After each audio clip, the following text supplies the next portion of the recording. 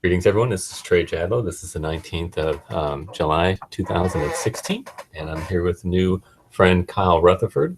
We met a few days ago on Facebook, and it was on the Bill Nye thing with Ken Ham, wasn't it? Is that the Yes. thing? Okay. Um, so before we get started, Bill, I was wondering if you would be willing to just tell me a little bit about yourself, maybe, any information that might be interesting. Well, I'm a biologist currently looking for lab work, so I'm currently out of work. But I graduated from Eastern Washington University, but did most of my schooling at Washington State University. I ended up running out of financial aid, so I had to switch schools for a bit. But while at WSU, I was the president of the Secular Cougs, which is the atheist organization on campus. And I also worked in Sheldon Labs. Okay. Are you married? Do you have kids or anything like that? I don't. Okay. Not yet, anyway. Okay. Great. So you live in Washington then, or?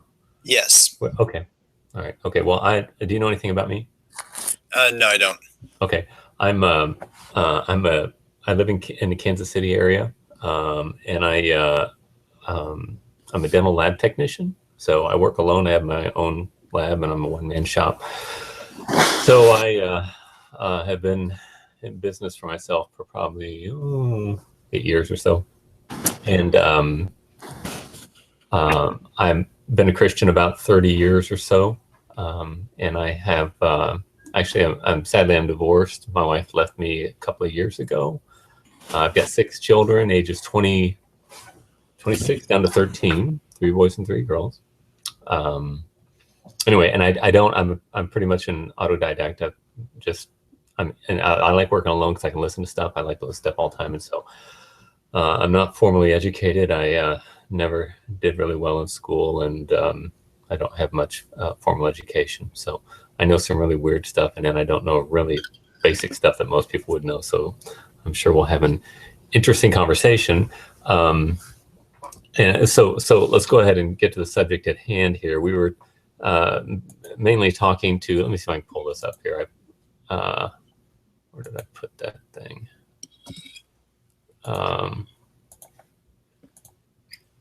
Well, I had made a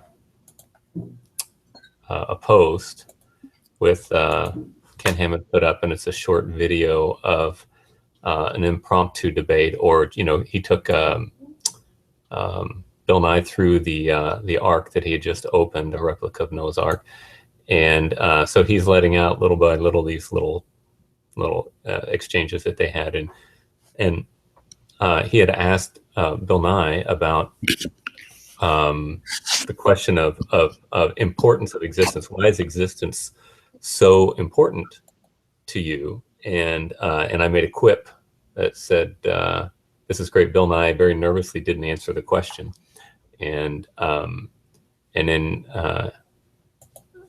you backed up. I guess Tracy Moody said he very much did answer the question. Yada yada yada. Anyway, so I asked if you would be willing to engage and hang out, and you kindly agreed. And so I was wondering if we could discuss that question about value from the atheistic perspective.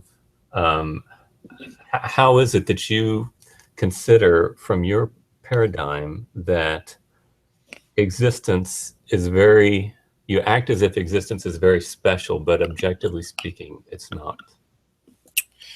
Well, it depends what you define as being special.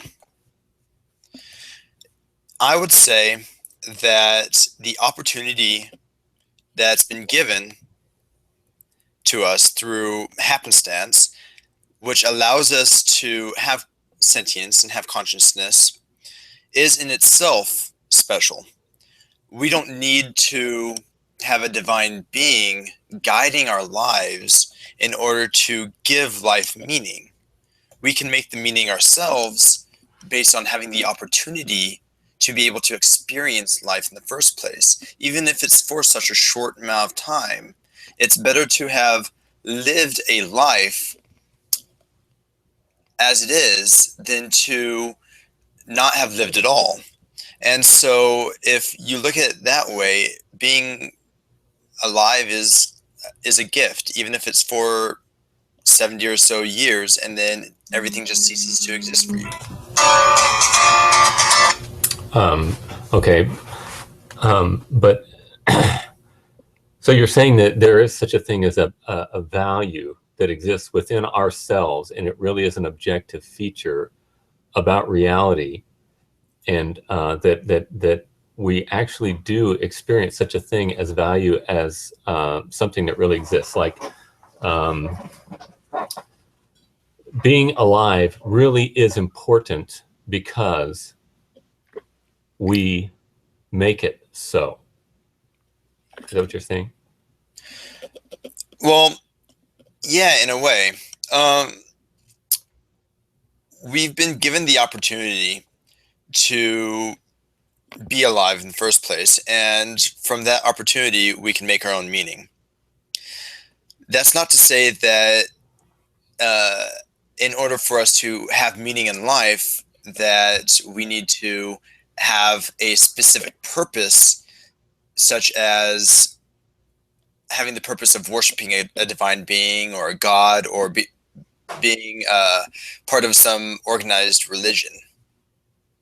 Okay, but I'm trying to understand how this phenomenon of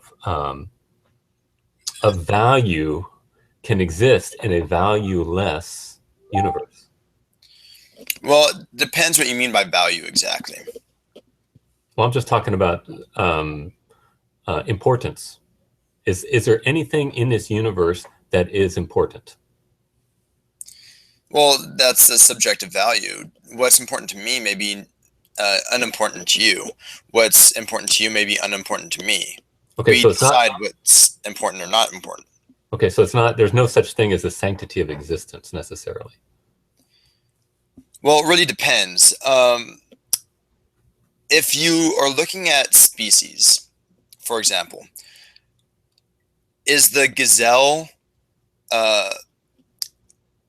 according to the lion, worth anything other than food? Of course not.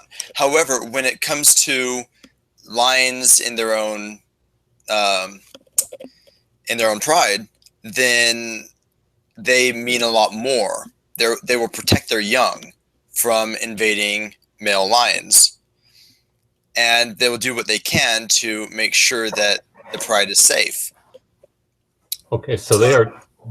Those So you're saying that there's a determination then for value existence built within us? Yeah, based on populations. Okay. So your population is automatically going to, like your friends and family, are automatically going to have more value to you than people that you may not even know. You'll protect your friends and family faster than you'll protect a stranger. Okay, so if somebody in my family does not want to protect others, is there something wrong with them? Well, it depends on the situation. If it puts your life in danger or your family in danger, then there's nothing wrong with them. Like, for instance, if there's a gunman on the loose and he's shooting up a mall, and your first instinct is to get you and your family out of there. It's not to get the stranger that you don't even know who he is to get out of there. The first instinct is to protect your family. And so that's what really matters in terms of people's values. People value their families above and beyond strangers. It's just our intrinsic. Okay, but what I'm saying is if somebody does not do that, take the scenario that you have and they don't care for their family, and they actually stand on side of the gunman and kill their own family members, is there something wrong with that person? If they kill their own family members? Yes. Probably, yeah. So there's a standard of the sanctity of existence that defines us, and if somebody does not hold to that standard, then they're broken. That's what you're saying. I'm looking more so at their neurophysiology and how their brain is wired. If they are willing to kill their own family members, um, based on no reason at all, then there's going to be something significantly wrong with how their brain operates. So there's a And reason. well, yeah, there's always going to be a reason for why people do what they do. There's a guy named Phineas Gage a while ago, who got a railroad spike through his head, and uh, what that ended up doing was it changed his brain to such an extent that it changed his entire personality, and it made him a lot more aggressive.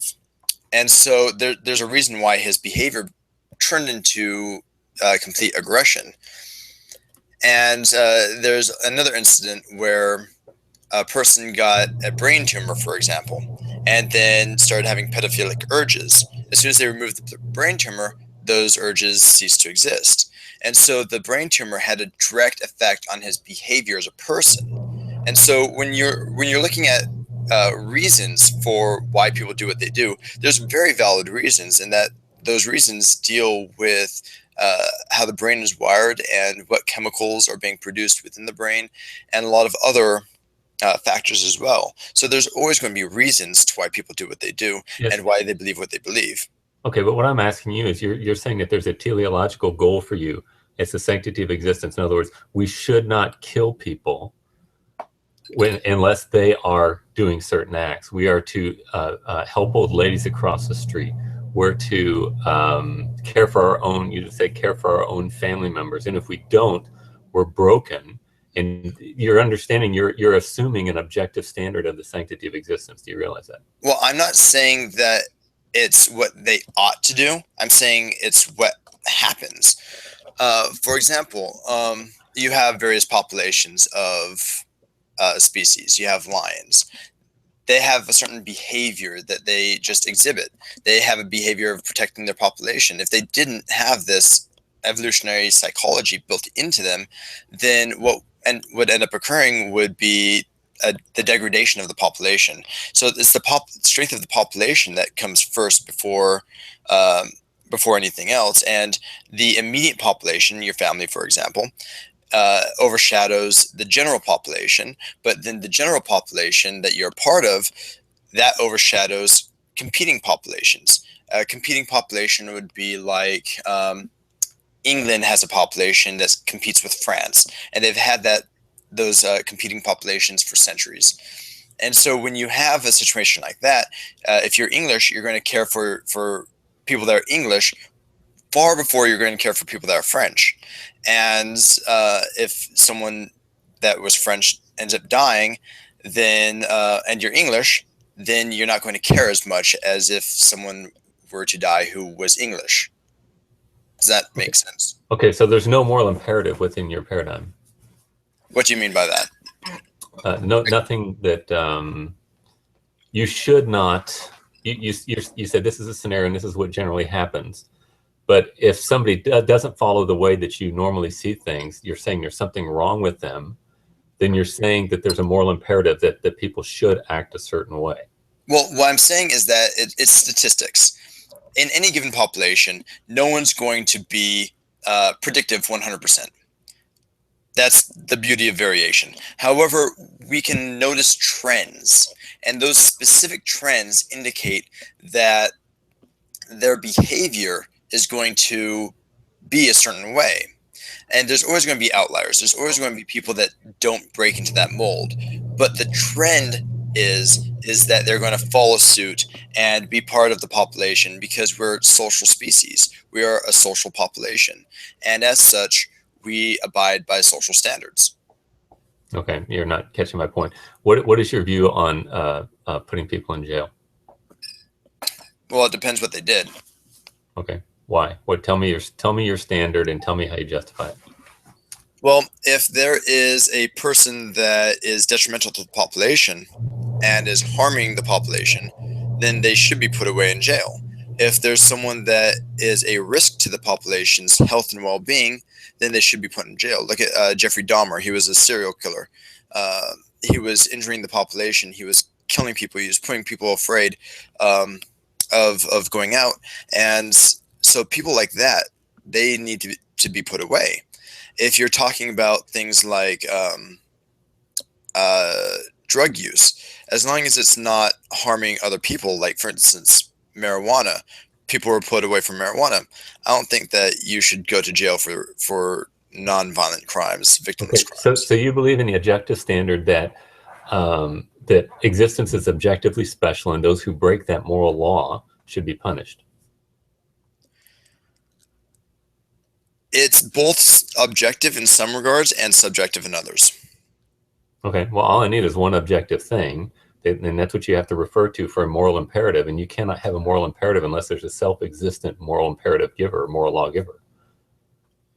Yes, you can. Okay, please explain. So populations are autonomous. They act in such a way. Populations are not self-existent. That's not what I said. I said autonomous.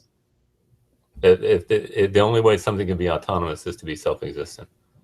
No, that's not true. Autonomous. You're not autonomous. You're not self-existent.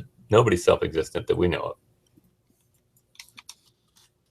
In other words, you do not have the only thing do you know what autonomous means? Yes, I linked it up to get the definition so I can read it verbatim. Okay, so it's saying having self-government at least to a significant degree, and that's the definition of a country or region that's autonomous. Okay. Having self. I'll tell you what. Go ahead with your point. And then there's another one saying acting independently or having the freedom to do so. So, like Hitler's Germany, are autonomous. So the entire population, there's no person in charge of a population that says, well, this is right and this is wrong and this is how it ought to be and stuff like that. Did you agree with the Allies attacking Hitler? Let me continue on my thought, please. Okay. So there's no person that just says this is what ought to be. When in terms of Germany, for example, that you're coming up with, Hitler may have said stuff and people may have fallen in line, but then there were detractors that said, no, this is not right, right? And those are two separate populations that are then determining what ought to be. The population themselves, it's a bit hard to explain, but when you look at statistics and you look at trends in populations, there's no one throughout the centuries, there's no one that lives, for example, 300 years to determine what that population ought to be. But the trends in the population maintain consistency, relatively so, for 300 years with slight changes and variation. So there's no one that just stands there and says, well, this is what ought to be. There's people that have influence on the population, sure, but it's not just some lawgiver that's saying this is what ought to be and this is what ought to be wrong or ought to be right or whatnot. There's no divine being that's going to say this is right and this is wrong. Look at various populations around the world. There's going to be some populations that think that homosexuality is wrong. Others think that there's nothing wrong with homosexuality. There's some populations that I don't remember the exact country at the moment, but there's one that believes in polyamory, in which there are brothers that share the same wife. And the reason for this is because the land within that country is scarce. And so what ends up occurring is that they need to share a wife so that they can have as much land as possible among them. So it's these trends that occur through geopolitical means and also environmental means that indicate what's right and what's wrong within the specific population. So when you say something like polyamory is wrong, well, not always, not in every given situation, not in every population. It really depends on the political climate and the environmental climate and a lot of other factors that may surround that area. Okay, so do you realize that you're assuming that there is a standard of the sanctity of existence, and you say that there is no objective There is an objective standard, but you don't justify. It's just something that you have a feeling is real, and it's not something that you can actually give a rational justification for. In other words, the evolutionary theory is not teleological, but you're explaining it in ways as if it is. In other words, we're all programmed by evolution to value existence. I just gave you a rational reason for what I just said. When it comes to evolution, it's about survival of the population and reproductive success. Which is a value, right? It's a value to the specific organisms, but it's about trends and statistical phenomenon. No. Okay.